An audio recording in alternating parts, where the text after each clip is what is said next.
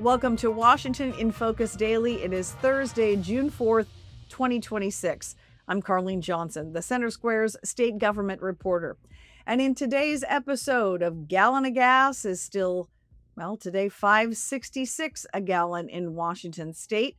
It's a full $1.42 over what it was with the U.S. average today. So there are growing calls and a new call from Republicans here in Washington state for Governor Bob Ferguson to temporarily suspend the Climate Commitment Act taxes that add another 50 plus cents per gallon to a tank of gas. We have some fresh reaction from the governor's office to that request as well. Then HUD this week made it official that states that go with a housing first model to deal with homelessness and the drug crisis, the mental illness crisis, people on the streets without requiring treatment are going to lose their federal funding. Now, we have a significant shift in that funding strategy. Moving away from housing first to a treatment first model is a dramatic change for many blue cities, blue states like Seattle and Washington state. So Andrea Suarez of We Heart Seattle weighs in on that. And then the mayor of Battleground made some national news this week when he read a couple of proclamations at the city council meeting. They don't seem maybe too controversial to many folks, but it really got the Antifa folks riled up who happened to be there, and some were arrested. I spoke with Mayor Eric Overholser today about how that meeting went and about why he felt it was so important to read these proclamations. So let's dive in. Senate Republican budget leader Chris Gildon is again calling on Governor Bob Ferguson to suspend the Climate Commitment Act to provide some financial relief at the gas pump. A gallon of gas averaged $5.66 in Washington state this morning, according to AAA. That's a full $1.42 over the national average. Diesel, my goodness, $6.62 a gallon in Washington today. That is down 20 cents from a month ago, but it's nearly $2 higher than it was a year ago at this time. So now the CCA adds an estimated, roughly 50 to 54 cents. So we'll say 52 cents a gallon of gas that the Climate Commitment Act adds to every gallon of fuel in Washington state. And then that's on top, of course, of the state gas taxes, which right now are about 54, 55 cents a gallon. So we're paying the second highest gas price in the entire nation. And there are growing calls for Governor Ferguson to at least temporarily suspend the CCA. For crying out loud, if prices could be 50 plus cents cheaper a gallon today, I know that would help a lot of people out. So here's part of the conversation that I had with Puyallup Senator Chris Gildon. He is the Senate Republican budget lead, and he's the one who is calling on Governor Ferguson to temporarily suspend the CCA. The reason that we have all of these high gas prices, at least about 50 cents per gallon, is because of the Climate Commitment Act and all of the compliance costs associated with that. I don't think there's any dispute about that. And so I was just calling on Governor Ferguson to temporarily suspend the Climate Commitment Act, not do away with it, but a little while, because governing is balance, right? And you've got to balance your climate goals with people's ability to just live in your state. And right now, a lot of people are just simply hurting. And so anyway, I made the request of him, and then he did not respond directly. One of his staff members responded, and I think it was a very unfortunate response. I think it showed a complete lack of empathy for people in our state. They basically just decided to say, this is all Trump's fault and the war in Iran, and that's who you should go talk to. Well, that's fine. I acknowledge that the war in Iran and federal policies, that has an impact. But we at the state level, we can't control that, Carlene. We can control the things that happen within our own borders. And that's why I'm still holding out hope that the governor will actually respond himself and not through a staff member and say, hey, this is where I am on the issue.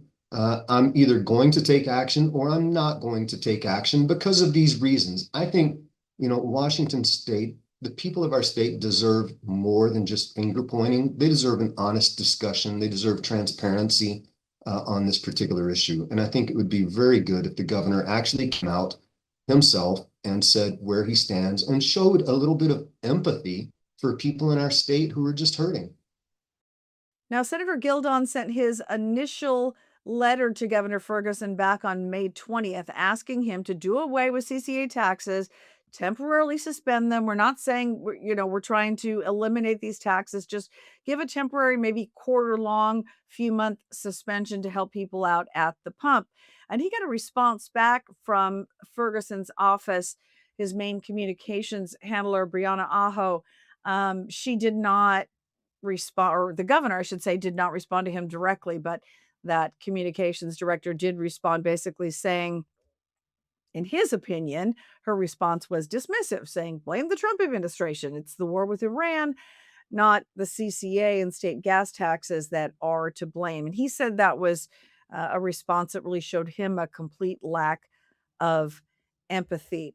And I got a similar response today. It took me the last few days and repeated attempts to get a response from the governor's office. And part of the response I got back today from the governor's staffer, well, since March, gas prices have gone up $1.36 a gallon for one reason only: President Trump's decision to go to war against Iran. The high gas prices caused by Trump's war in Iran does not constitute an emergency that allows the governor to exercise his extraordinary emergency powers. So they go on to basically say President Trump is the only one to blame here.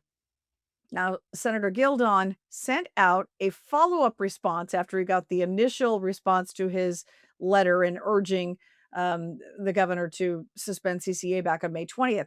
He sent a follow-up response this week and basically said, I appreciate that your staff member responded, but do you not think, given how difficult it is right now for Washingtonians filling up at the pump, trying to go to work every day, go to school every day, that you should respond, Governor, directly? And he said, if the governor wants to come out and say, I believe that the CCA is so important that, people should be willing to suffer, that he should come out and defend the policy. So he sent a subsequent urging of the governor. No response as yet to his follow-up request. But I found this interesting because Senator Gildon told me that the more time he's been spending in Olympia in the state legislature, the more time he is convinced that majority Democrats and minority Republicans have vastly different priorities when it comes to governance of the people. A lot of times people will come to me and they'll be like, Chris, don't they have any common sense down in Olympia? And the answer is a little bit complex because it's what you're trying to do in Olympia. And this is the easiest way that I know how to explain it is the Republicans are down in Olympia trying to solve problems, right? We see a problem, figure out the most logical, cost-effective, efficient solution, and apply that solution to the problem, right? That's what the Republicans are doing. The Democrats largely don't care about the problem. They are trying to engineer society into a way that they want it to be. And if there are consequences, they're okay with the consequences so long as they move society towards their ultimate vision. And I think that's the two differing viewpoints that you have. So whenever you see some of these crazy policies, the Climate Commitment Act, and that's causing so much pain in people's pocketbooks, they don't really care about the cost associated with it because they're moving towards an agenda. Moving on to our second segment of today's episode of Washington in Focus Daily. We have the U.S. Department of Housing and Urban Development that came out this week and announced a significant shift in federal funding, when it comes to moving away from housing first as a model toward addressing the crisis, especially in blue states and blue cities like Seattle and Washington State, when it comes to the numbers of homeless, drug addicted, mentally ill, homeless people on the streets. So the approach now from the federal administration, it's been in the works for months, but it became official this week, is to say, you states that are just putting people in houses and not requiring treatment, behavioral health, job training in exchange for that housing, you're going to get clean and sober. Well, you're going to lose a good chunk of your federal funding. So they're moving away from this, and they call it their notice of funding opportunity. It's called a NOFO, prioritizing, as I mentioned, treatment instead of just housing.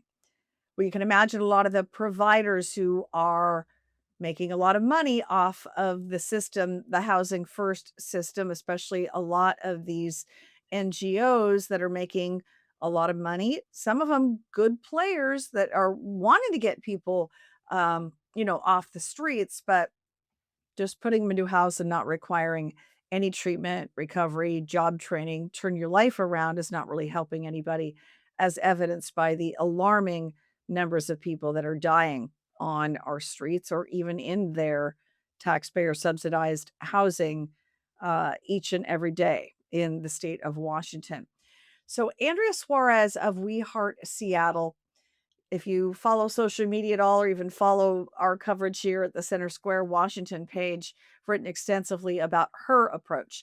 She has been on the streets of Seattle for more than 5, almost 6 years now, basically trying to get through to the drug addicts, to the mentally ill on the streets and say, why aren't you in your house? We gave you a tiny house, or you have an apartment in Plymouth Housing here in downtown Seattle.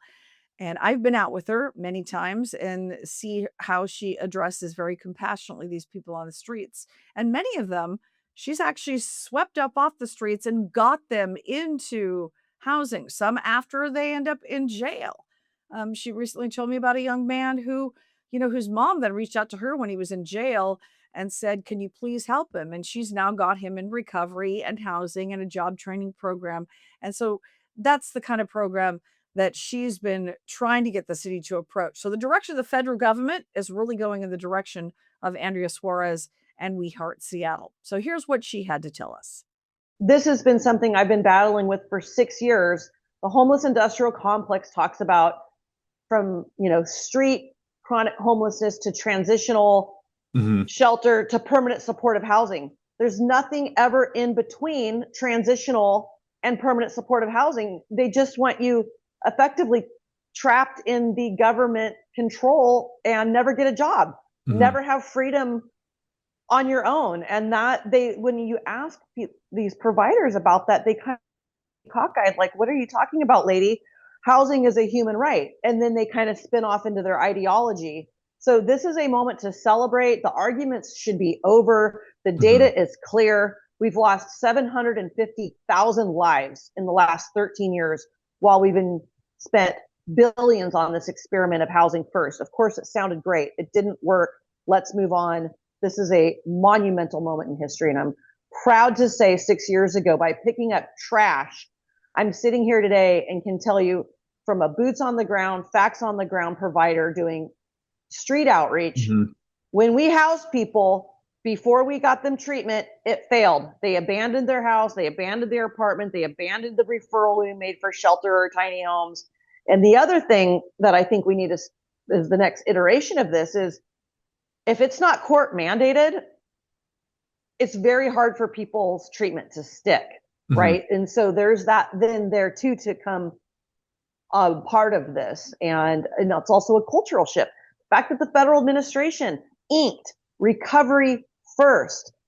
Dan Lurie out of San Francisco, we are a recovery first city. It cost nothing to say a different set of words. Recovery is possible.